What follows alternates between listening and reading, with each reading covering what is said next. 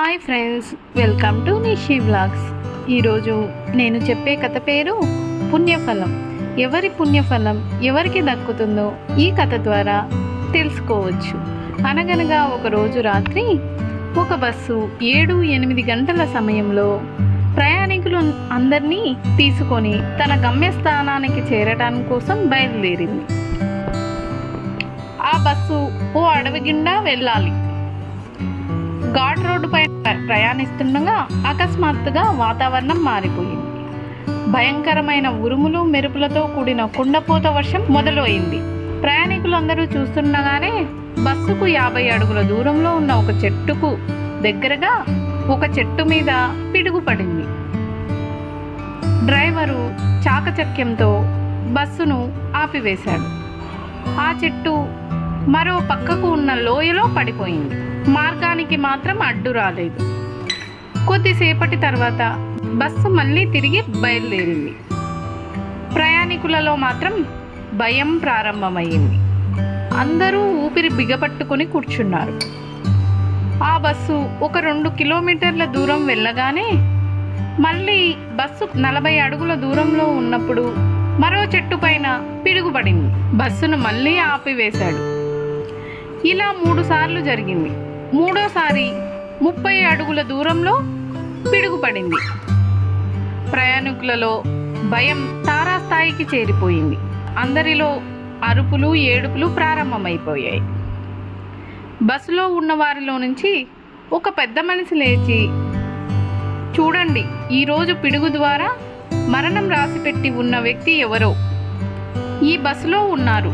అతని కర్మ మనకు చుట్టుకొని మనందరం కూడా అతనితో పాటు చావవలసి వస్తుంది. నేను చెప్పేది జాగ్రత్తగా వినండి.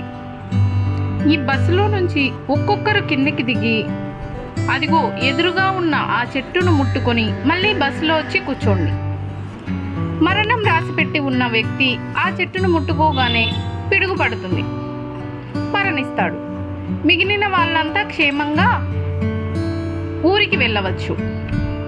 ఒకరి కోసం అందరూ చస్తారో, అందరి కోసం ఒకరు చస్తారో ఆలోచించుకోండి అన్నాడు ఆ పెద్ద మనిషి.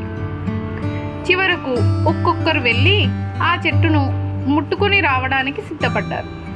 మొదట ఈ విషయాన్ని చెప్పిన ఆ పెద్ద మనిషే మనసులో చాలా భయపడుతూ వెళ్ళి ఆ చెట్టును ముట్టుకున్నాడు. ఏమీ జరగలేదు. అతడు ఊపిరి పీల్చుకొని వచ్చి క్షేమంగా వచ్చి బస్సులో కూర్చున్నాడు.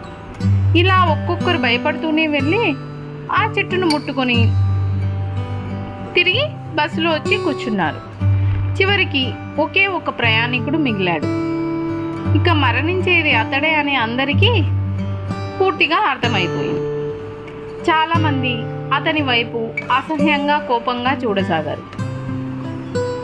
అతడు భయంతో వణికిపోతున్నాడు.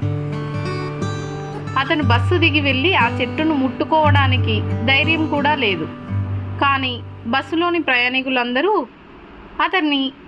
అతడిని ఒత్తిడి చేసి కిందికి దించేశారు. అతను బస్సు దిగి వెళ్ళి చెట్టును ముట్టుకున్నాడు.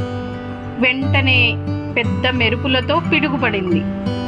తర్వాత భయంకరమైన శబ్దం వచ్చింది. కానీ పిడుగుపడింది ఆ చెట్టు మీద కాదు, అతని మీద కాదు, బస్సు మీద పిడుగుపడింది.